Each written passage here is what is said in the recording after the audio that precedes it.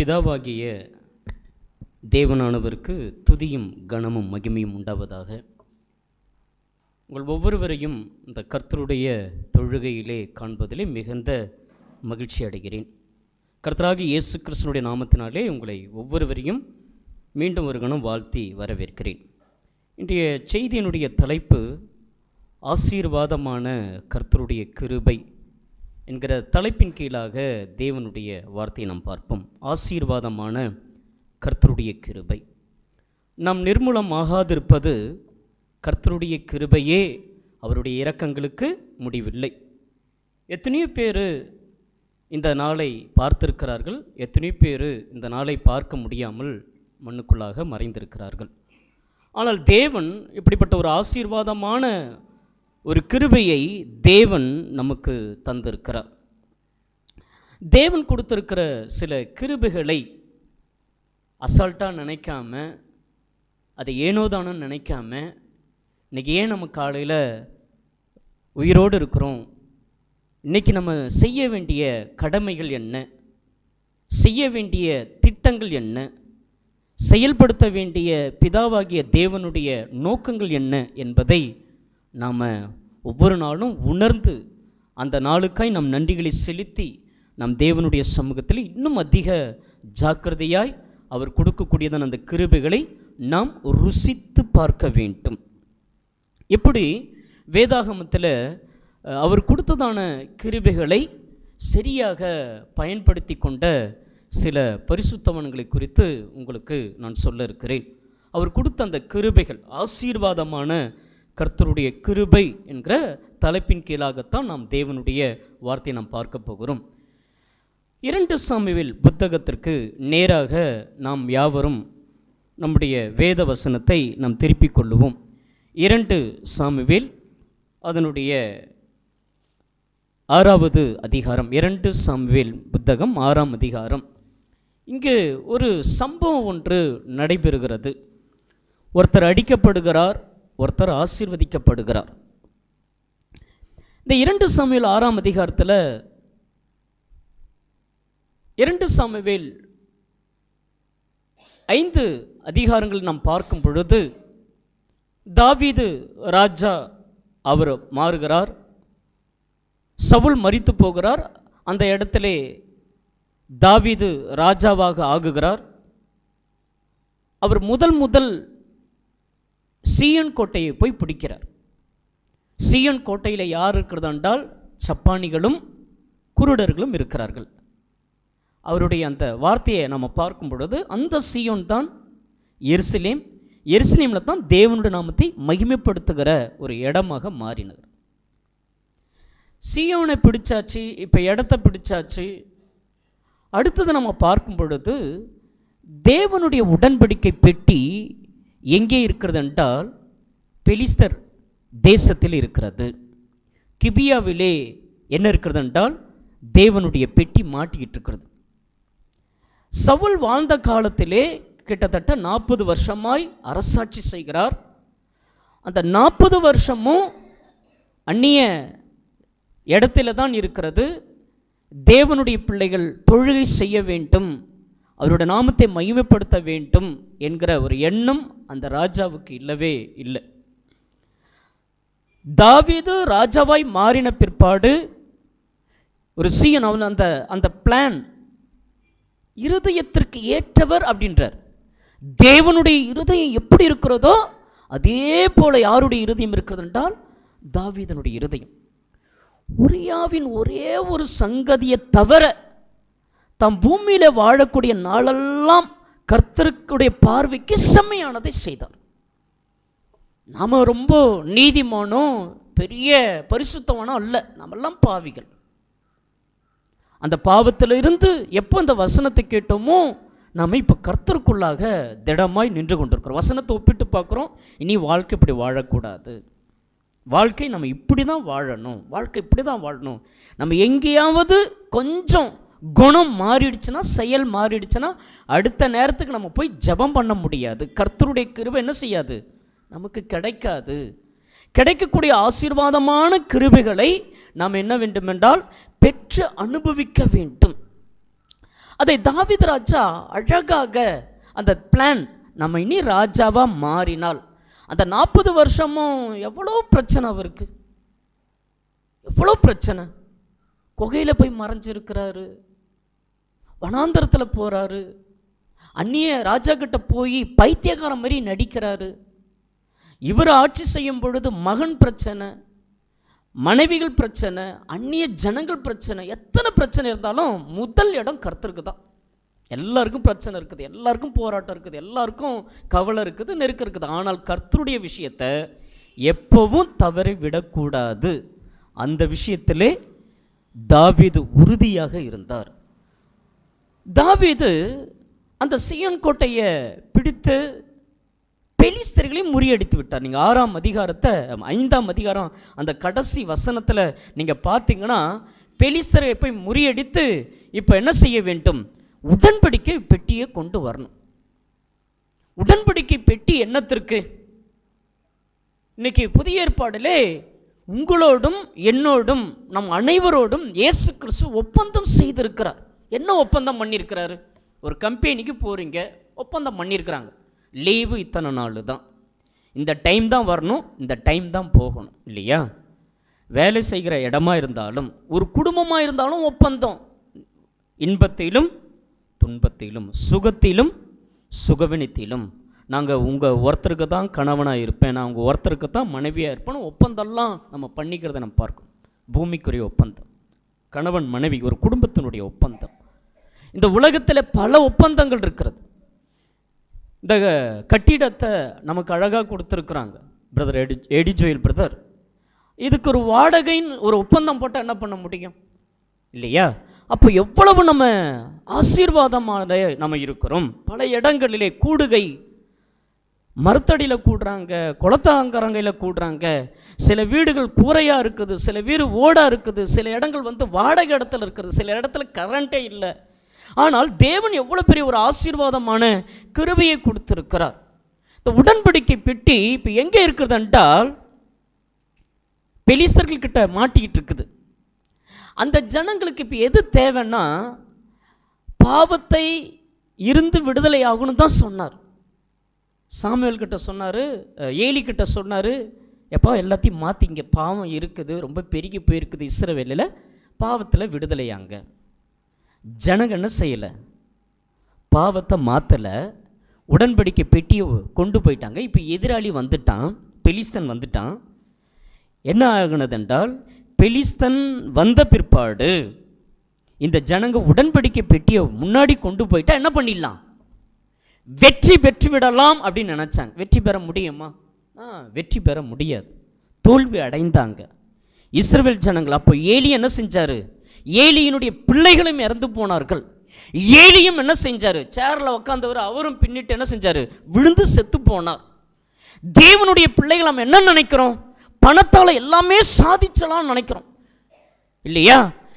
என்னுடைய சொந்தக்காரங்கள் மூலமாக எல்லாம் சாதிச்சலாம் நினைக்கிறோம். தேவன் உங்களோடு கூட பண்ணி கொண்ட ஒப்பந்தங்கள் என்ன, என்ன ஒப்பந்தம் பண்ணிருக்கு, என்ன ஞானஸ்தானம் எடுத்தோம், என்ன நம்ம வாழ்க்கையை வாழ்ந்து கொண்டிருக்கிறோம், நம்முடைய விசுவாசமும் நம்முடைய நம்பிக்கையும் நம்முடைய பயபக்தியும் நம்முடைய கீழ்ப்படிதலும் எப்படிப்பட்டதாக இருக்கிறது. போன வாரம் கூட சொன்னோம் இல்லையா, பழைய ஏற்பாடுக்கும் புதிய ஏற்பாடுக்குள்ள ஒரு வித்தியாசம். பழைய ஏற்பாடு கொடுத்தாமலே சோதிப்பார், புதிய ஏற்பாடு உனக்கு எல்லாவற்றையும் கொடுத்து சோதிப்பார். நீங்கள் யார், உங்கள் கையில் பணம் சம்பாதிக்கக்கூடிய பலத்தை கொடுத்துருக்கிறார், நல்ல குடும்பங்களை கொடுத்துருக்கிறார், அப்பா அம்மா கணவன் மனைவி இப்படிப்பட்டதான பிள்ளைகள், எல்லா ஆசீர்வாதங்களையும் உங்களுக்கு தருகிறார். ஆனால் என்ன செய்து கொண்டிருக்கிறோம் இந்த தொழுகையிலே? இந்த தொழுகை கர்த்தருடைய நாள். இன்னைக்கு யாருடைய நாள்? கர்த்தருடைய நாள். இந்த நாள் முழுவதும் யாருடைய நாள் தான். இது எங்கள் நாளெல்லாம் இல்லை, இது உங்களுடைய நாளும் அல்ல. இது கல்யாணம் பண்ணுற நாள், அல்லது நாங்கள் அங்கே இழப்பு வந்துடுச்சு, அல்லது அரசியல் கூட்டத்துக்கு நாங்கள் போகிற அந்த நாள், இது இன்னைக்கு பண்டிகை காலம், இது எங்களுடைய நாள், நாங்கள் இப்படி தான் பண்ணுவோம். இல்லை, இன்னைக்கு ஞாயிற்றுக்கிழமை. இது எந்த நாள் என்றால் கர்த்தருடைய நாள். இயேசு கிறிஸ்து உயிரோடு எழுந்த நாள், பரிசுத்த ஆவியானவர் வந்த ஒரு நாள். இந்த ஒரு நாள் எவ்வளோ பெரிய ஒரு ஆசீர்வாதம். இந்த நாளில் நாம் என்ன செய்து கொண்டிருக்கிறோம், ஆசீர்வாதமான கர்த்தருடைய கிருபை. இந்த ஜனங்கள் அங்கே போனதுக்கப்புறம் என்ன நடக்குதுன்னு பாருங்க. இந்த பெலிஸ்தர்களுக்கு என்ன பிரச்சனை நடக்குது பாருங்க. உடன்படிக்கை பெட்டி இருந்தால் அப்பொழுது தேவனுடைய ஆலயம் இல்லை. சாலமோன் தான் என்ன பண்ணுறாரு, அந்த சீயோன் கோட்டையை பிடிச்சார் இல்லையா தாவீது. நீ என்ன செய்யக்கூடாது, தேவனுடைய ஆலயத்தை கட்டக்கூடாது, உன்னுடைய மகன் தான் என்ன செய்ய வேண்டும், தேவனுடைய ஆலயத்தை கட்ட வேண்டும் என்று சொல்லி சாலமோன் தான் அந்த ஆலயத்தை கட்டினார். உன் கையில் ரத்தம் படிந்திருக்கிறது. எவ்வளோ வேதனை இருக்கும். அவ்வளோ சவதரித்து வைக்கிறார். வெள்ளி தங்கம் மரவேலைகள் தேவனுடைய ஆலயத்திற்காக அவ்வளோ காரியங்களை சேர்த்து சேர்த்து சேர்த்து சேர்த்து வைக்கிறார் தாவீது. ஆனால் இப்பொழுது உடன்படிக்கை பெட்டி இப்போ பெலிஸ்திய நாட்டில் இருக்கிறது. என்ன நடக்கிறது வேதாகமத்தில் நாம் பார்க்கும் பொழுது 1 சாமுவேல் எல்லாருமே திருப்பிக் கொள்ளுங்கள். 5ஆம் அதிகாரம் 3வது வசனம் 4வது வசனம். 1 சாமுவேல் 5ஆம் அதிகாரம் 3வது வசனம் 4வது வசனம். அதாவது தேவனுடைய ஜனங்களுக்கும் தேவனுடைய ஜனங்கள் அல்லாதவர்கள் உடன்படிக்கை பெட்டியை கொண்டு போனால் என்ன நடக்கும் என்கிற விஷயத்தை நம்ம பார்க்கும் பொழுது, அஸ்தோத் ஊரார் மறுநாள் காலமே எழுந்திருந்து வந்தபோது இதோ தாகோன் கர்த்தருடைய பெட்டிக்கு முன்பதாக தரையிலே முகங்குப்புற விழுந்து கிடந்தது. அப்பொழுது அவர்கள் தாகோனையும் எடுத்து அதை அதனுடைய ஸ்தானத்திலே திரும்பவும் நிறுத்தினார்கள். கர்த்தருடைய பெட்டிக்கு முன்பதாக இப்பொழுது விக்கிரக சிலை இருக்கிறது. அந்த விக்கிரக சிலை என்ன செஞ்சிருக்கிறது, விழுந்து கிடக்குது. அந்த ஜனங்க பார்க்குறாங்க. அவங்களுடைய எண்ணமெல்லாம் உடன்படிக்கை பெட்டியில் என்ன இருக்க போகுது, நீங்களும் நானும் கிறிஸ்துவோடு கூட ஞானசானம் எடுத்தோம், ஒரு வாரம் எடுத்தா என்ன, ஒரு வாரம் எடுக்கலாம்னா ரொம்ப தொலைவாக இருக்குது, இன்னைக்கு ரொம்ப உடம்பு முடியல, கை வலி கால் வலி, என்ன உடன்படிக்கை பண்ணினார், நீங்கள் என்ன தீர்மானத்தோடு கூட இருக்கிறோம், எப்படி ஆசீர்வாதமான கிருபைகளை நம்ம ருசித்து பார்க்க முடியும். இப்பொழுது அந்த உடன்படிக்கை பெட்டிக்கு முன்பதாக அந்த தாகோனுடைய சிலை, அந்த தெய்வம் இப்பொழுது நினைக்கிறார்களே அந்த ஜனங்க, அது விழுந்து கிடந்தது, விழுந்து போயிருக்குது. நம்முடைய தேவன் எவ்வளவு மகா பெரியவர், அதை நாம் உணர வேண்டும். தொடர்ந்து வேதாகமத்திலே நாம் பார்க்கும் பொழுது அதனுடைய 6வது வசனம், அஸ்தோத் ஊரார் பாழாக்கும்படிக்கு கர்த்தருடைய கை அவர்கள் மேலே பாரமாய் இருந்தது. அவர் அஸ்தோத்தின் ஜனங்களையும் அதன் எல்லைகளுக்குள் இருக்கிறவர்களையும் மூல வியாதியினாலே என்ன செய்தார், வாதித்தார். எவ்வளவு பெரிய பாரம் கொடுத்திருக்கிறார் பாருங்க அந்த ஜனங்க. கர்த்தருடைய காரியமெல்லாம் பரிசுத்தமாய் செய்ய வேண்டும். கர்த்தருடைய காரியங்கள் ஏனோதானோ செய்யக்கூடாது. நம்ம எல்லாருமே இன்றைக்கு ஆசாரியர்கள், நம்ம எல்லாருமே இன்றைக்கு ராஜாக்கள், நம்ம எல்லாருமே, நீங்களும் தேவனுடைய பிள்ளை, நானும் தேவனுடைய பிள்ளை. நீங்களும் யாராக இருக்கிறீர்கள் என்றால் இயேசு சொல்கிறார், நான் உங்களுடைய நடுவிலே பணிவிடைக்காரனாய் இருக்கிறேன். இயேசு கிறிஸ்து ஊழியக்காரர் போல நம்ம எல்லாருமே ஊழியக்காரர்கள். அதை நம்ம மறந்துட்டு இப்போ நம்ம யாரா தெரியுமா இருக்கிறோம், உலகத்தாருக்கு உலக வேலையை செஞ்சு கொண்டு உக்காந்துக்கிட்டு இருக்கோம். அதை செய்யுங்க. ஆனால் அதே நேரத்தில் கர்த்தருக்காய் இன்றைக்கு கொடுத்த கிருபை என்ன, கர்த்தருக்காய் நம்ம என்ன செய்து கொண்டிருக்கோம். இன்றைக்கி என்ன செஞ்சோம், காலையில் என்னுடைய இருதயத்திற்கு ஏற்றவன் அப்படின்னா, காலையில் தாவீது என்ன பண்ணியிருப்பார், செல்ஃபோன் நோண்டியிருப்பாரா, மொபைல், இந்த காலம் இருந்தால் மொபைல் நோண்டியிருப்பாரா, இன்டர்நெட் பக்கம் போயிருப்பாரா, காலையில் 8 மணிக்கு தொழுகைன்னா அவர் என்ன பண்ணியிருப்பார், 9 மணிக்கு வருவாரா, என்ன பண்ணுவார், அதிகாலையிலே அவருக்கு தூக்கமே வராதான். நாம் எல்லாம் ஆயத்தனாலே என்ன செஞ்சணும், எல்லாவற்றையும் ஆயத்தப்படுத்தணும் இல்லையா. எங்கேயாவது டூர் போகணும், எங்கேயாவது ஒரு சினிமா போகணும், எங்கேயாவது ஜாலியாக சொந்தக்காரங்க வீட்டுக்கு போகணும்னா நம்ம என்ன பண்ணுவோம், ஏதோ ஒரு ஆடல் பாடல் நிகழ்ச்சினா என்ன செய்வோம், முன்கூட்டியே எடுப்போம் இல்லையா. ஆனால் தேவனுடைய விஷயத்தில் அந்த வைராக்கிய வாஞ்சை இருக்க வேண்டும். உடன்படிக்கை பெட்டி பெலிஸ்த நாட்டில் இப்போ எப்படி இருக்கிறது என்றால், அங்கே இருக்கக்கூடிய அந்த ஜனங்களை மூல வியாதினாலே வாதிக்கிறார், வியாதியை கொடுக்கிறார். ஏன்னா கர்த்தருடைய காரியம் அவ்வளோ பரிசுத்தமானது, ஏனோதானும் செய்யக்கூடாது, பலவீனங்கள் வந்து விடும்.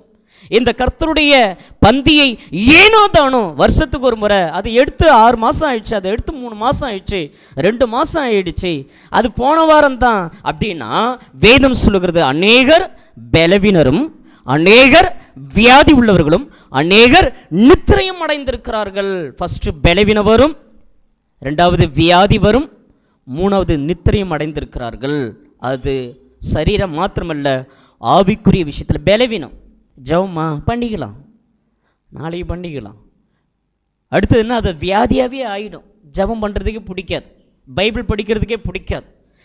வேதத்தை வாசித்தால்தான், ஜெபம் பண்ணினால்தான் அந்த கர்த்தருடைய மகத்துவங்கள், அந்த வேதத்தை தியானித்தால்தான் அதில் இருக்கக்கூடிய மகத்துவங்கள்லாம் நமக்கு புரிய வரும். 9வது வசனம் வேற என்ன நடக்குது பாருங்களேன். 1 சாமுவேல் 5ஆம் அதிகாரம் 9வது வசனத்தில் வாசிக்கும் பொழுது, அதை எடுத்து சுற்றி கொண்டு போன பின்பு கர்த்தருடைய கை அந்த பட்டணத்தின் மேல் மகா உக்கிரமாக இறங்கிட்டு, அந்த பட்டணத்தின் மனுஷர்களுக்குள் சிறியவர் துவங்கி பெரியவர் மட்டும் மூல வியாதியை உண்டாக்கி அவர்கள் என்ன செய்தார் என்றால் வாதித்தார். அஸ்தோத்தில் இந்த பிரச்சனை, தூக்கிட்டு போய் காத்துல வச்சா காத்துல இந்த பிரச்சனை, அஸ்தோத்து ஜனங்களுக்கும் பிரச்சனை வந்துடுச்சு. அவங்க என்ன பண்ணாங்க, அப்படியே உடன்படிக்கை கொண்டு போயிட்டு காத்து என்கிற பட்டணத்தில் கொண்டு போய் வச்சாங்க. அங்கேயே என்ன ஆனது, ஏன்னா அந்த ஜனங்க யாரு, நாம யாரு, ஞானஸ்தானம் பெறாம திருமுழுக்கை பெறாம எத்தனை ஜனங்கள் பாரங்களை ஏற்படுத்தி கொண்டிருக்கிறார்கள். தொடர்ந்து 10வது வசனத்தில் பாருங்களேன். இப்பொழுது எங்க போகுதென்றால் அஸ்தோத்திலையும் இல்லை, காத்திலையும் இல்லை, இப்போ எக்ரோனுக்கு போகிறது. 10வது வசனம், அதனாலே அவர்கள் தேவனுடைய பெட்டியை எக்ரோனுக்கு அனுப்பினார்கள். தேவனுடைய பெட்டி எக்ரோனுக்கு வருகிற போது எக்ரோன் ஊரார் எங்களையும் எங்கள் ஜனங்களையும் கொன்று போட இஸ்ரவேலின் தேவனுடைய பெட்டி எடுத்து எங்கள் அண்டைக்கு சுற்றி கொண்டு வந்தார்கள் என்று கூக்குரலிட்டார்கள். பார்த்தீங்களா, எக்ரோனில் வந்தால் அப்போ இங்கே பிரச்சனை, சத்தம் போடுறாங்க, ஏன்பா எங்களை எதுக்குப்பா கொல்ல வந்தீங்க? ஏன்னா அந்த எக்ரோன், காத்து, இந்த அஸ்தோத்து இதெல்லாம் பெலிஸ்தே தேசம். அந்த பெலிஸ்தர்கள் என்ன செஞ்சிட்டாங்க, உடன்படிக்கை பெட்டியை இவன் முன்னாடி கொண்டு போறார். தேவனுடைய பிள்ளைகள், நாங்கள் உடன்படிக்கை முன்னாடி வச்சுட்டு நாங்கள் ஜெபம் பண்ணிட்டு போனால் போதும், வெற்றி வந்துடும், நாங்கள் காணிக்க தூக்கி அப்படி டபுக்குன்னு கொடுத்துட்டா போதும், எல்லாம் ஆகிடும். இல்லை, ஒவ்வொரு காரியம் முழுமையாய் தேவ பயத்தோடு தெய்வீக உணர்வோடு செய்ய வேண்டும். எங்கே போனாலும் இது பிரச்சனை.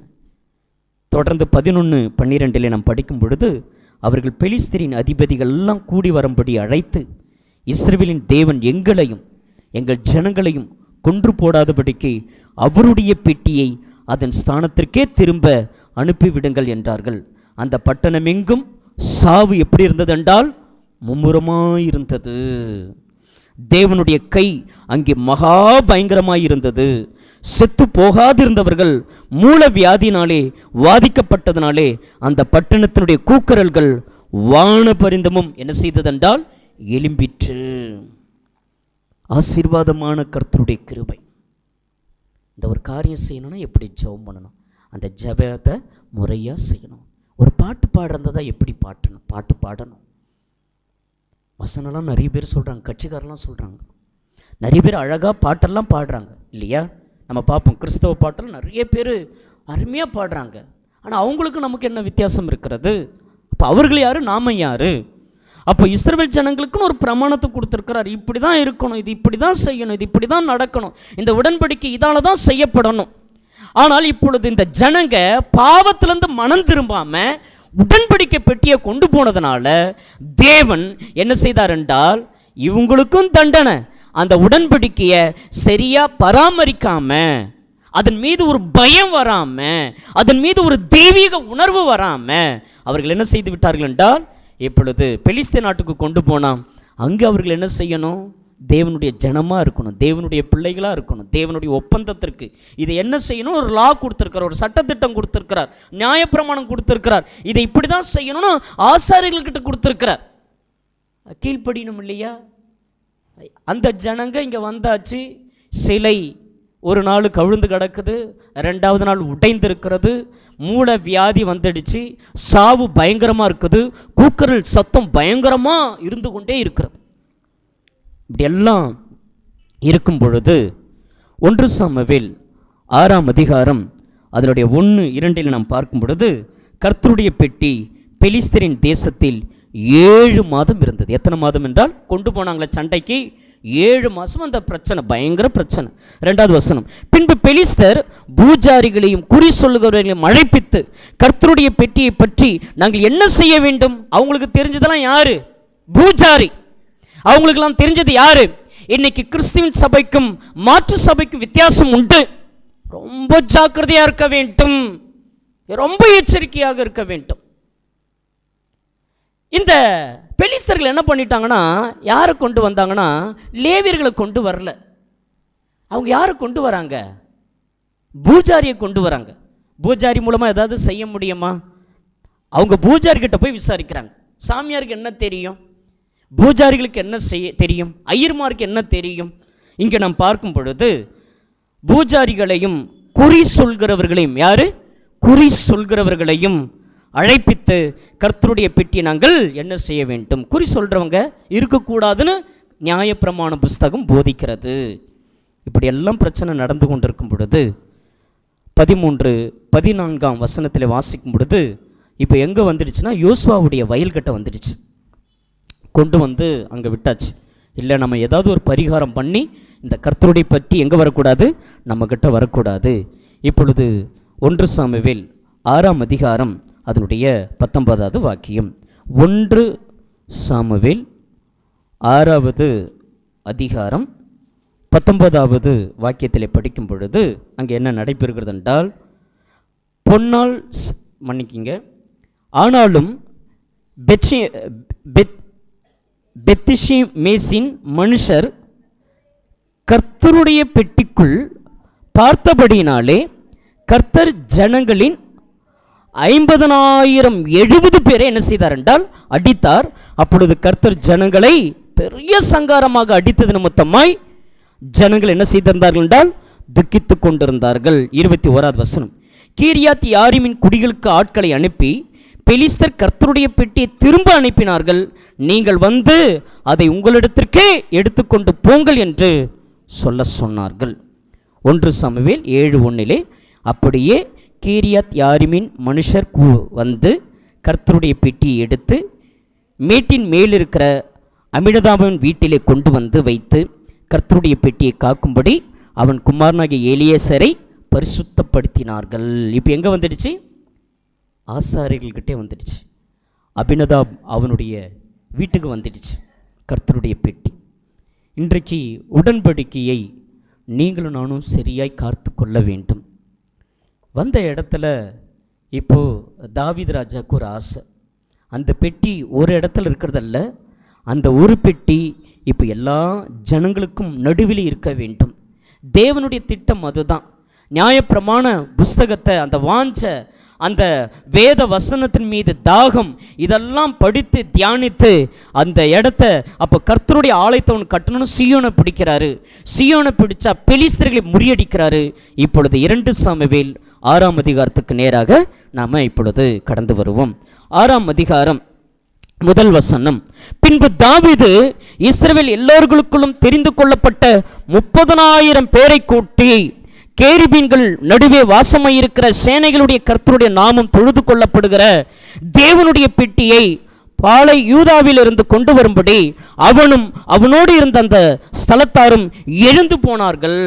தாவீதும் 30,000 பேரை கூட்டிகிட்டு எங்கே போறாரு? அபினதாபு வீட்டுக்கு போறார். காரணம், தேவனுடைய பெட்டி அங்கே இருக்குது. 30,000 பேரை கூட்டிக் கொண்டு ஒரு இஸ்ரவேல் தேசத்திலே எவ்வளவு லட்சோதிபதி லட்ச ஜனங்கள், அது ஒரு வீட்டில் இருக்கக்கூடாது. நம்ம பெரிய தவறு செஞ்சிட்டோம் என்று தாவீது, ஏன்னா சவுல் செய்யாததை தாவீது ராஜா கர்த்தருடைய தொழுது கொள்ளும்படியாக அந்த உடன்படிக்கை கொண்டு வருவதை நாம் பார்க்க முடியும். தேவனுடைய பெட்டியை ஒரு புது ரதத்தின் மீது ஏற்றி, அந்த வார்த்தை இப்போதான் தப்பே தொடங்குது. எங்கே ஏற்றுறாங்கன்னா ஒரு புதிய வண்டி மீது. பரிசுத்த வேதாகமத்தில் வாசிக்கும் பொழுது பெட்டியை எதன் மீது ஏற்றக்கூடாது? ரதத்தின் மீது ஏற்றக்கூடாது. பெட்டி எங்கே இருக்கணும்? தோளில் மீது தான் சுமக்க வேண்டும். எண்ணாகமம் 4ஆம் அதிகாரம் 15வது வசனம். எண்ணாகமம் 4ஆம் அதிகாரம் 15வது வசனம். எண்ணாகம் 4:15, பாளையம் புறப்படும் பொழுது ஆரோனும் அவன் குமாரரும் பரிசுத்த ஸ்தலத்தையும் அதனுடைய சகல பணிமுட்டுகளையும் மூடி தீர்ந்த பின்பு கோகாத்தின் புத்திரர் அதை எடுத்துக்கொண்டு போவதற்கு வரக்கடவர்கள், அவர்கள் சாகாதபடிக்கு பரிசுத்தமானதை என்ன செய்யாமல் இருக்க வேண்டும் என்றால் தொடாமல் இருக்க வேண்டும். தொடக்கூடாது. அப்படி தொட்டானா அவன் இறந்து போயிடுவான். உடன்படிக்கை பெட்டி என்ன செய்யக்கூடாது? தொடக்கூடாது. இப்போ என்ன தெரியுமா நடந்தது? கர்த்தருடைய கிருபையை அந்த எலியேசருடைய அந்த அபினதாபனுடைய மகன்கள் ஊசா ஆகி, அதில் ஊசாவை கர்த்தர் அப்பவே அடிச்சிட்டாரு. நம்ம வாசிக்கலாமா? அந்த 4வது வசனம், 2 சாமுவேல் 6ஆம் அதிகாரம் 4வது வசனம். அவர்கள் தேவனுடைய பெட்டியை எதிலே ஏற்றுகிறார்கள் என்றால் புதிய வண்டியில ஏற்றுறாங்க. ரதத்தில் ஏற்றி அதை கிபியாவில் இருக்கிற அபினதாம் வீட்டிலிருந்து நடத்தி கொண்டு வருகிற போது அகியோ பெட்டிக்கு முன்னாலே நடந்தான். தாவீதும் இஸ்ரவேல் சந்ததியார் அனைவரும் தேவதாரு மரத்தால் பண்ணப்பட்ட சகலவித கீத வாக்கியங்களோடு சுரமண்டலம், தம்பூரு, மேளம், வீணை, கைத்தாளம் ஆகிய இவைகளோடும் கர்த்தருக்கு முன்பதாக ஆடி பாடி கொண்டு போனார்கள். அந்த வார்த்தையை கவனிச்சிங்களா? ஒரு ராஜா, அது யார் கொண்டு போகணும்? அது யாருடைய வேலை? அவர் அதை முறையாக என்ன செய்யணும்? அவர் என்னதான் ராஜாவாக இருந்தாலும் அங்கே யாரை வைத்திருக்கிறார் என்றால் ஆசாரியர்களை வைத்திருக்கிறார். அங்கிருந்து கொண்டு வருவதற்கு இவர் 30,000 பேரை கூட்டிட்டு போறார். அந்த 30,000 பேர் யாரு? ஆசாரியர்கள் அல்ல. அந்த வீட்டிலிருந்து கொண்டு வரும் பொழுது இப்பொழுது யார் வீட்டுக்கு தான் போகிறார் என்றால் அங்கு அபினதாபு வீட்டுக்கு போகிறார். நடக்கிற விஷயம் 6வது வசனம். அவர்கள் நாகோனின் களம் இறங்குகிற இடத்திற்கு வந்தபோது மாடுகள் மிரண்டு பெட்டி அசைந்தபடினாலே ஊசா தேவனுடைய பெட்டியின் நிமித்தமாய் தன் கையை நீட்டி அதை பிடித்தான் என்று பார்க்கிறோம். அப்பொழுது கர்த்தருடைய ஊசாவின் மேல் கோபம் மூண்டது. அவனுடைய துணிவு நிமித்தம் தேவன் அங்கே அவன் என்ன செய்தார் என்றால் அடித்தார். அவன் அங்கே தேவனுடைய பெட்டி அண்டிலே செத்தான். கொஞ்சம்தான், எருசலேம் அந்த நகரத்திற்கும் தேவனுடைய பெட்டி கொஞ்சம் தொலைவு தான்.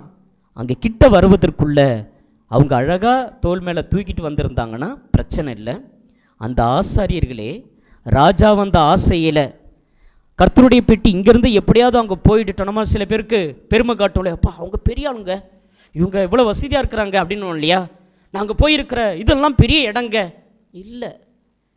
நம்முடைய தேவனுக்கு முன்பதாக நம்ம எல்லாருமே சரிசமம் என்பதை இந்த இடத்திலே இந்த புத்தகமானது நமக்கு காண்பித்து கொடுக்கிறது.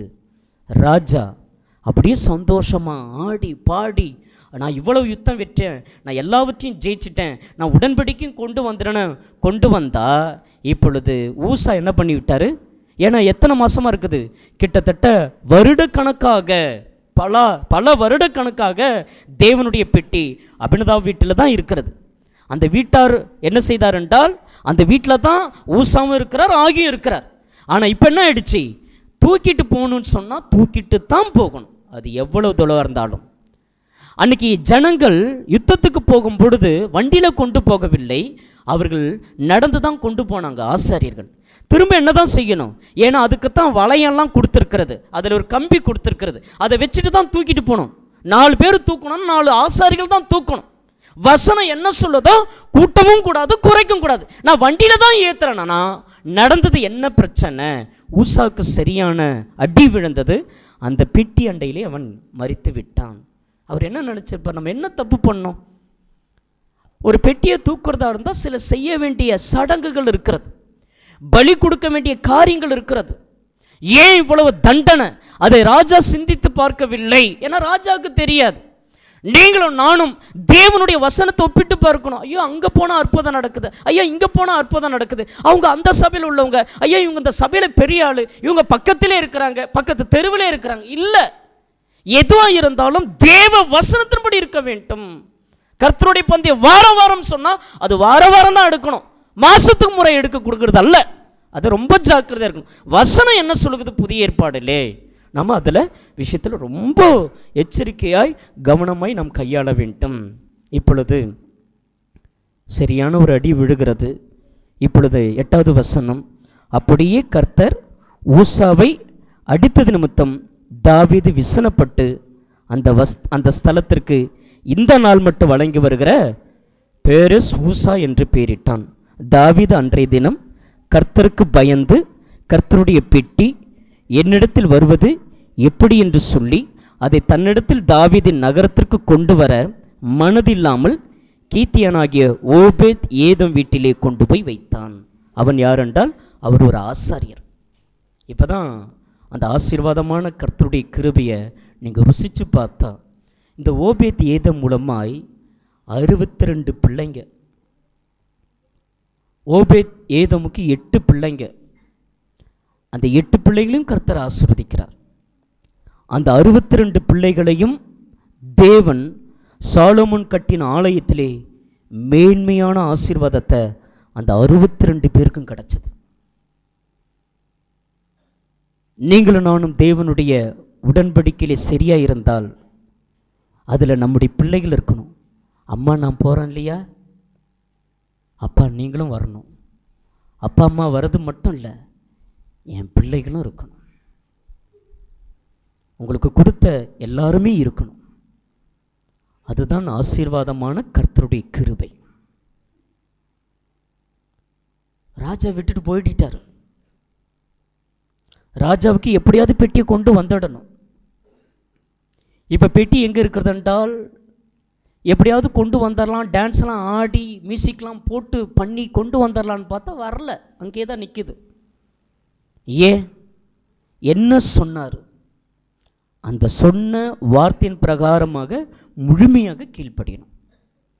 முழுமையாக நம் கீழ்ப்படியாத பட்சத்தில் நமக்கு ஆசீர்வாதங்கள் கிடைக்காது. அதை நாம் ஒவ்வொருவரும் உணர வேண்டும். அந்த ஓபேத் ஏதோம் குறித்து சொல்லி நாம் ஜெபத்திற்குள்ளாக கடந்து செல்வோமாக. வேதாகமத்தில் வாசிக்கும் பொழுது 2 சாமுவேல் 6ஆம் அதிகாரம் 11வது வசனம், கர்த்தருடைய பெட்டி கீத்தியனாகிய ஓபேத் ஏதோம் வீட்டில் 3 மாதம் இருக்கையில் கர்த்தர் ஓபேத் ஏதோமையும் அவன் வீட்டார் அனைவரையும் கர்த்தர் என்ன செய்தார் என்றால் சபித்தார். அப்படிலாம் இல்லை, என்ன பண்ணாரு? ஆசீர்வதித்தார். ஓபேத் ஏதோமினுடைய வீட்டை என்ன செய்தார் என்றால் 3 மாதமும் அந்த கர்த்தருடைய பெட்டி இருக்குது. 3 மாசம் ஆயிடுச்சு. தாவீது ராஜா விட்டுட்டு ஓடிட்டார். தாவீது ராஜா விட்டுட்டு போயிட்டார். 30,000 பேரை கூட்டிட்டு வந்தார். உடன்படிக்கை பெட்டி எப்படியாவது எருசலேமுக்கு கொண்டு போயிடலான்னு நினைச்சார். இல்லை, அங்கு செய்ய வேண்டிய சில செயல் இருக்கிறது.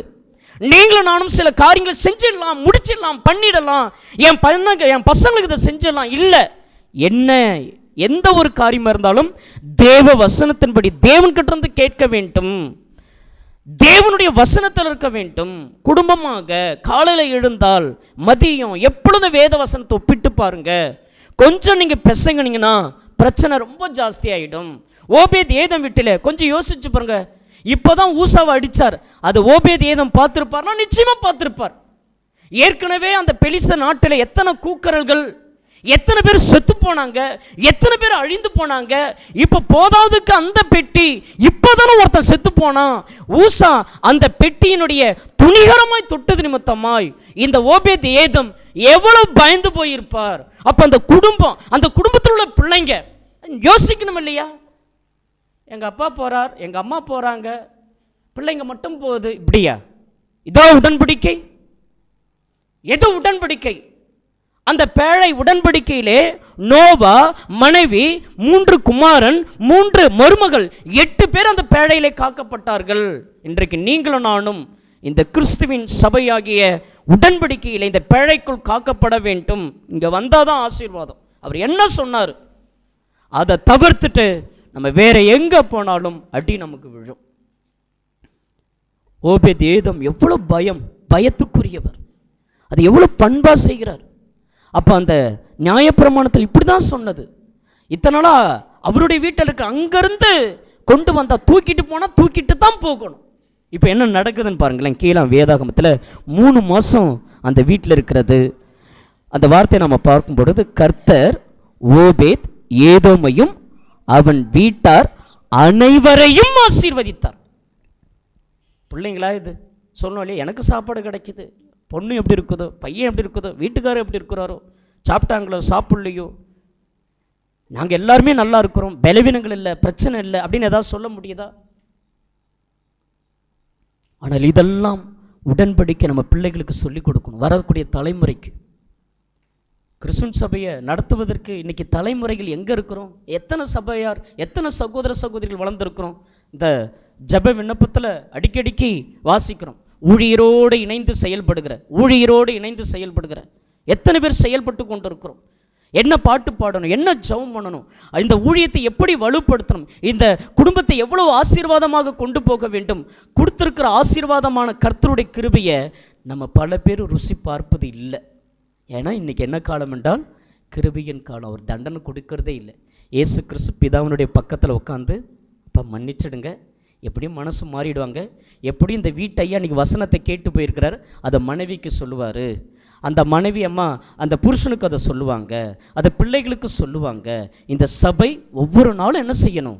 வளர வேண்டும், வாழ வேண்டும், அது ஆசீர்வாதமாய் காணப்பட வேண்டும். அப்போ கிருபை எங்கே இருக்குது என்றால் தேவனோடு இயேசுவோடு கூட பண்ணி கொண்ட ஒப்பந்தத்தில் இருக்கிறது. ரொம்ப எச்சரிக்கையாக நம்ம செயல்பட வேண்டும். அந்த 12வது வசனம், தேவனுடைய பெட்டி நிமித்தம் கர்த்தர் ஓபேத் ஏதோமின் வீட்டையும் அவனுக்கு உண்டான எல்லாவற்றையும் ஆசீர்வதித்தார் என்று தாவீது ராஜாவுக்கு அறிவிக்கப்பட்டது. ஐயா 3 மாதம் ஆயிடுச்சு, உங்களுக்கு தெரியுமா? நீங்கள் கொண்டு போய் பெட்டியை விட்டுட்டு வந்துட்டீங்களே, அது ஓபேத் ஏதோம் வீட்டில் இருக்குது. அவனுடைய வீட்டில் 3 மாதம் இருந்ததுனால கர்த்தர் அவனை என்ன செய்தார்? அப்படின்னு தான் வீட்டில் கூட இல்லை. இந்த ஓபேத் ஏதோம் வீட்டிலே 3 மாதங்களை தேவன் ஆசீர்வதித்தார் என்று நாம் பார்க்கிறோம். அப்பொழுது ராஜாவுக்கு ஒரு ஆசை வருகிறது. அப்பொழுது தாவீது, அந்த வார்த்தை கவனிங்க, அப்பொழுது தாவீது தேவனுடைய பெட்டியை ஓபேத் ஏதோம் வீட்டிலிருந்து தாவீதின் நகரத்திற்கு மகிழ்ச்சியோடு கொண்டு வந்தான். ஆனால் இப்போ ஆடலும் இல்லை, பாடலும் இல்லை, மகிழ்ச்சியோடு கூட கொண்டு வருகிறார். அங்கே டான்ஸ்லாம் இல்லை, எந்த மியூசிக்கும் கிடையாது.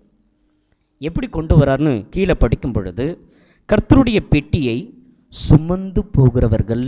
இப்போ பார்த்தீங்களா, மண்டியை கொண்டு வந்ததுனால தான் இப்போ ராஜாவுக்கு தீர்க்கதரிசிங்க சொல்லியிருப்பாங்க, ஆசாரியர்கள் சொல்லியிருப்பாங்க, பெட்டி என்ன செய்ய வேண்டும்? தூக்கிட்டு வரணும்னா தூக்கிட்டு தான் வரணும், வண்டியில் தான் வச்சு கொண்டு வந்தா மாடு இடறினது ஊசா தொடக்கூடாது. அப்போது பெட்டியை தொடரணும்னா அதற்கு சில பலிகளை செலுத்த வேண்டும். கீழே நம்ம படிக்கும் பொழுது தாவீது சணநூல் ஏபோத்தை தரித்து கொண்டு, இப்போ தான் வந்தது, என்னது தரித்து கொண்டார்? இதுக்கு முன்னாடி ராஜ வஸ்திரம் போட்டுக்கிட்டு நான் தான் பெரிய ஆளு அப்படின்னு முன்னாடி டான்ஸ் எல்லாம் ஆடிக்கிட்டு வந்தா, நீ எவ்வளோ பெரிய ராஜாவாக இருந்தாலும் இங்கே தேவனுடைய சமூகத்திலே நம்ம எல்லாரும் சகோதர சகோதரிகள், நம்ம எல்லாரும் தேவனுடைய பார்வையிலே தேவனுடைய பிள்ளைகள். அந்த உணர்வு இருக்கணும். நான் ஒன்றுமே இல்லையா, அது நீங்கள் இரக்கமாக கொடுத்தது, இந்த வேலையை நீங்கள் தான் கொடுத்தது. நீங்கள் இல்லைன்னா அந்த வேலை இல்லை, நீங்கள் இல்லைனா மனைவி இல்லை, நீங்கள் இல்லைனா கணவர் இல்லை, நீங்கள் இல்லைனா பிள்ளைங்க இல்லை, நீங்கள் இல்லைனா சொந்த பந்தமே இல்லை, நீங்கள் தான் இந்த எல்லாவற்றையும் அனுபவிக்க எனக்கு தந்தீர். இப்பொழுது தாவீது ராஜா ஒன்று உணர்ந்தார், நம்ம கர்த்தருடைய பெட்டியை எடுக்கணும்னா சணநூல் ஏபோத்தை தரித்திருக்க வேண்டும். ரட்சிப்பின் வஸ்திரத்தை தரித்திருந்தால் மட்டும்தான் உன்னதத்திற்கு போக முடியும்.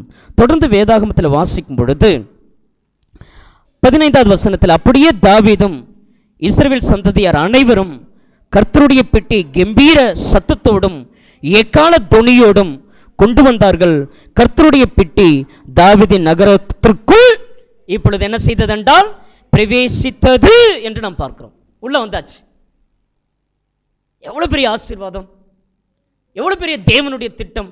நீங்களும் நானும் வசனத்தின்படி வாழ்ந்தா எங்கே போயிடலாம் என்றால் பரலோகத்திற்குள் பிரவேசித்து விடலாம். நீங்களும் நானும் தேவனுடைய வசனத்தின் பிரகாரமாக இருக்க வேண்டும். சரி, அந்த ஓபேத் ஏதோம் அவனுடைய வீட்டையும் அவனுக்கு உண்டான எல்லாவற்றையும் ஆசீர்வதித்தார். ஒரு 62 பேர் சொன்னோம் இல்லையா, ஒரு 3 காரியங்களை சொல்லி எங்கெங்க வச்சிருக்கிறார்கள். அந்த ஓபேத் ஏதோம்னுடைய தீர்மானம் பாருங்க. கர்த்தருடைய, நீங்கள் நல்லா புரிஞ்சுங்க, உலக வேலையை செஞ்சிங்கன்னா உங்கள் பாக்கெட் மட்டும்தான் நிரம்பும். ஆனால் கர்த்தருடைய ஊழியத்தையும் அதோடு கூட சேர்ந்து செஞ்சிங்கன்னா உங்களுடைய வாழ்க்கையே நிறைந்திருக்கும். அதை என்றைக்குமே மறந்துடாதீங்க. பல பேர் அவர் செய்யட்டும், அவர் பண்ணட்டும், இல்லை, நம்ம எல்லாருமே சேர்ந்து செய்ய வேண்டும். சொல்கிறது புரியும் நினைக்கிறேன். நீங்கள் வேலை செஞ்சிங்கன்னா உங்கள் பாக்கெட் நிறையும். ஆனால் நீங்கள் அதோடு கூட சேர்ந்து ஊழியம் செஞ்சால் உங்கள் வாழ்க்கை என்ன செய்யும்? மகிழ்ச்சிகரமாக இருக்கும் என்பதற்கு ஓபேத் ஏதோம் ஒரு பெரிய எடுத்துக்காட்டு. சரி, அவரை குறித்து ஒரு 3 விஷயங்களை நான் சொல்லி ஜெபிக்க ஆசைப்படுகிறேன். அவரை குறித்து நாம் வேதாகமத்தில் வாசிக்கும் பொழுது அவர் என்ன பண்ணுறாரு பாருங்களேன். 1 நாளாகமம் திருப்பிக் கொள்ளுங்க, 26வது அதிகாரம் 4வது வசனத்திலிருந்து. 1 நாளாகமம் 26வது அதிகாரம், 1 நாளாகமம் 26வது அதிகாரம் 4வது வசனத்திலிருந்து 6வது வசனம் வரை. ஓபேத் ஏதோமின் குமாரர் மூத்தவனாகிய செமையாவும் யோசேபாத்தும் யோவாக், சாக்கார், நெதனேயேல், அம்மியேல், இசாக்கார், பெயுல்தாயி என்னும் 2ஆம் 3ஆம் 4ஆம் 5ஆம் 6ஆம் 7ஆம் 8ஆம் குமாரருமே தேவன் அவனை ஆசீர்வதித்திருந்தார். 8 குமாரர்களையும் தேவன் ஆசீர்வதிக்கிறார். ஒரு புள்ள அப்படி இருக்குது, ஒரு புள்ள இப்படி இருக்குது, ஒருத்தங்க அப்படி இருக்கிறாங்க, ஒருத்தங்க இப்படி இருக்கிறாங்க, அக்கா அப்படி இருக்கிறாங்க, தங்கச்சி இப்படி இருக்கிறாங்க அப்படின்னு சொல்கிற இடத்துல இப்பொழுது வேதாகமம் ஆசீர்வாதமே கர்த்தருடைய கிருபை. இன்றைக்கி கிருபையை நமக்கு கொடுத்துருக்கிறார் என்றால் அந்த கிருபையை ஏனோதோன்னு நம்ம பயன்படுத்தாமல் அதை ஆசீர்வாதமாய் பயன்படுத்த வேண்டும். தொடர்ந்து 6வது வசனம். அவன் குமாரனாகிய செமையாவுக்கும் குமாரர் பிறந்து அவர்கள் எப்படி இருந்தார்கள் என்றால் பராக்கிரமசாலிகளாய் இருந்து தங்கள் தகப்பன் குடும்பத்தாரை ஆண்டார்கள். செமையாவுக்கு இருந்த குமாரர் ஒத்தினேயும் பலசாலிகளாய் ரெபேபேல், ஓபேத், எசபாத் என்னும் அவன் சகோதரரும் எலிக்குவும் செமிக்கியுமே ஓபேத் ஏதோமின் புத்திரரும் அவர் குமாரரும் அவர் சகோதரமாகிய ஊழியத்திற்கு பலத்த பராக்கிரமசாலிகளான அவர்கள் எல்லாருமே 62 பேர் என்று நாம் பார்க்கிறோம். பராக்கிரமசாலியாக ஊழியத்தை செய்யக்கூடிய பராக்கிரமசாலியாக ஊழியத்தில் எங்க தேவன் எப்படி முன்னாடி கொண்டு போறார் பாருங்கள். 2 சாமுவேல் 16வது அதிகாரம். இப்போ எங்க இருக்கிறாங்க அந்த பிள்ளைங்க? ஊழியம் செய்யறாங்க, வேற பராக்கிரமசாலியா இருக்கிறாங்க, வேற என்ன பண்றாங்க? அந்த ஓபேத் ஏதோம். 2 சாமுவேல் 16வது அதிகாரம். எல்லாருமே வசனத்தை பாருங்க. வசனத்தை பார்த்து வசனத்தை தியானித்தால் மாத்திரமே அது நமக்கு நன்மையாக கிடைக்கும். அதனுடைய 2 நாளாகமம் அதில் நாம் பார்க்கும் பொழுது கர்த்தருடைய காரியத்திலே அவர்கள் உலாவிக் கொண்டிருந்தார்கள் என்று நாம் பார்க்க முடியும். மன்னிச்சிருங்க, 1 நாளாகமம் 16வது அதிகாரம் 9வது வசனம். 1 நாளாகமம் அதனுடைய 9வது வசனத்தில் அவரை பாடி அவரை கீர்த்தனம் பண்ணி அவருடைய அதிசயங்களெல்லாம் தியானித்து பேசினார்கள் என்று நாம் பார்க்க முடியும். அவர்களுடைய காரியத்தை இன்னும் ஆழமாக நான் உங்களுக்கு சொல்ல இருக்கிறேன். 1 சாமுவேல் 2:30 சொல்லும் பொழுது தேவன் சொல்லுகிறார், என்னை கனம் பண்ணுகிறவர்களை நான் என்ன செய்கிறேன் என்றால் கனம் பண்ணுகிறேன், என்னை அசட்டை பண்ணுகிறவர்களை நான் என்ன செய்கிறேன் என்றால் அசட்டை செய்வதாக வேதாகமத்தில் எழுதப்பட்டிருக்கிறது. 1 நாளாகமம் 15வது அதிகாரம் 18வது வசனம். 1 சாமுவேல் 1 நாளாகமம் 15வது அதிகாரம் 18வது வசனம். இவர்களோடு கூட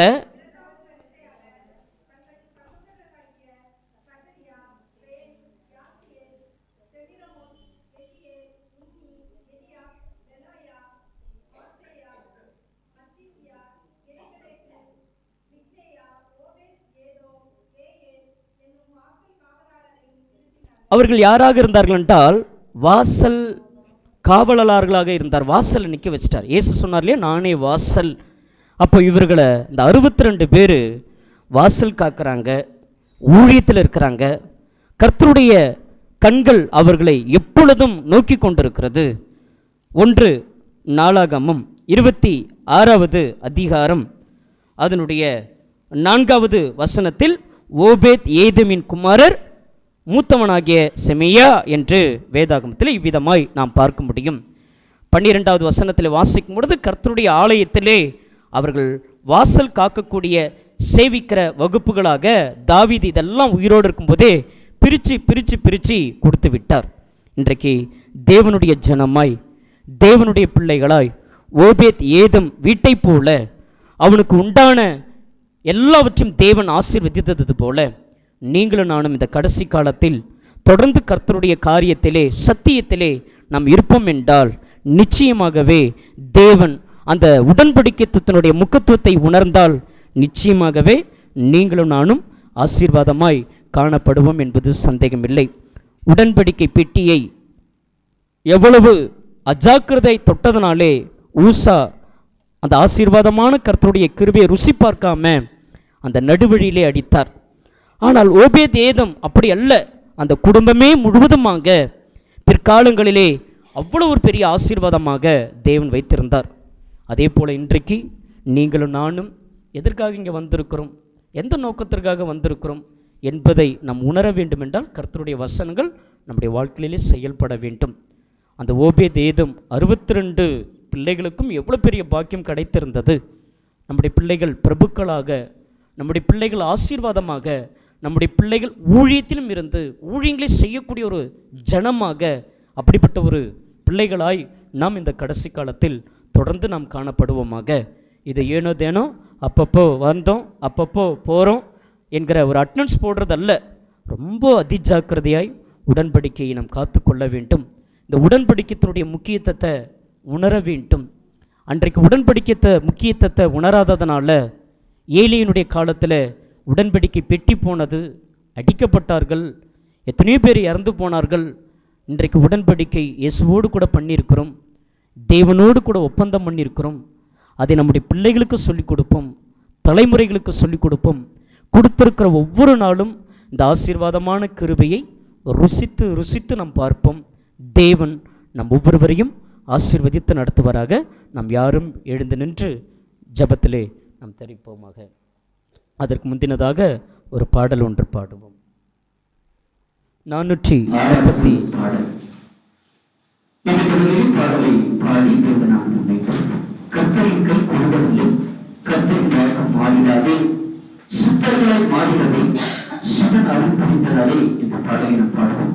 நல்ல ஒரு விசுவாசியால், நல்ல ஒரு தேவனுடைய பிள்ளைகளால், தேவனுடைய சத்தியத்திற்கு நம் தொடர்ந்து கீழ்ப்படிந்தவர்களாய் எங்கே இருந்தாலும் எங்கே போனாலும் தேவனுடைய அந்த பக்தி, தேவனுடைய அந்த வழியாகிய குணங்கள் அதன் இடத்தில் காணப்பட வேண்டும். எவ்வளவு பெரிய ராஜாவா இருந்தாலும் அந்த ரட்சத்தின் வஸ்திரத்தை தரிக்க வேண்டும். நீங்கள் நானும் எவ்வளவு பெரிய ஆசீர்வாதங்களை, ஒண்ணுமே இல்லைனாலும் ஆசீர்வாதங்களை கொடுத்தாலும் நாம் என்றைக்கும் தேவனுடைய பிள்ளைகள் என்பதை உணர்ந்து இந்த வெளியில் இந்த பாடல்கள் பாடும். கர்த்தரின் கை கொடுவதில்லை, கர்த்தரின் வாக்கு மாறிடாதே, சுத்தர்களாய் மாறிடாதே, சுதந்தர் புரிந்தனரே, சுத்தர்களாய் மாறிடாதே, சுதந்தர் புரிந்தனரே.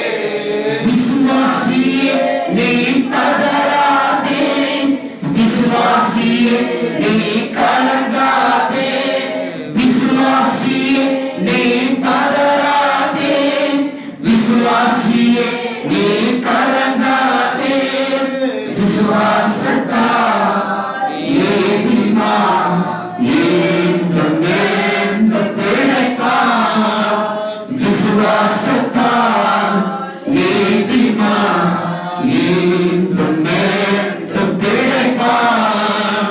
திருச்சபையை நீக்கிய சிவா திவ்ய அன்பு பெருகிடுமா, தலைமுறையா தலைமுறையா தலைத்திடார் புரிமா, தலைமுறையா தலைமுறையா தலைத்திடார் புரிமா.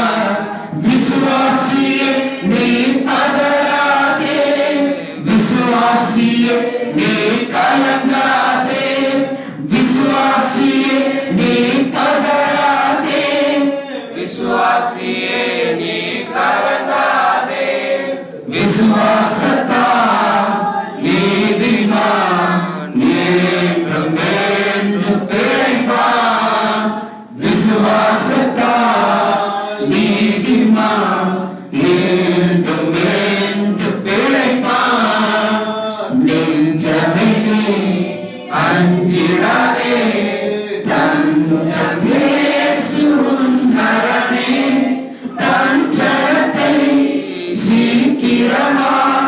தம்முடன் சேர்த்துக் கொள்வார். தம் ஜனத்தை சீக்கிரமாய் தம்முடன் சேர்த்துக் கொள்வார்.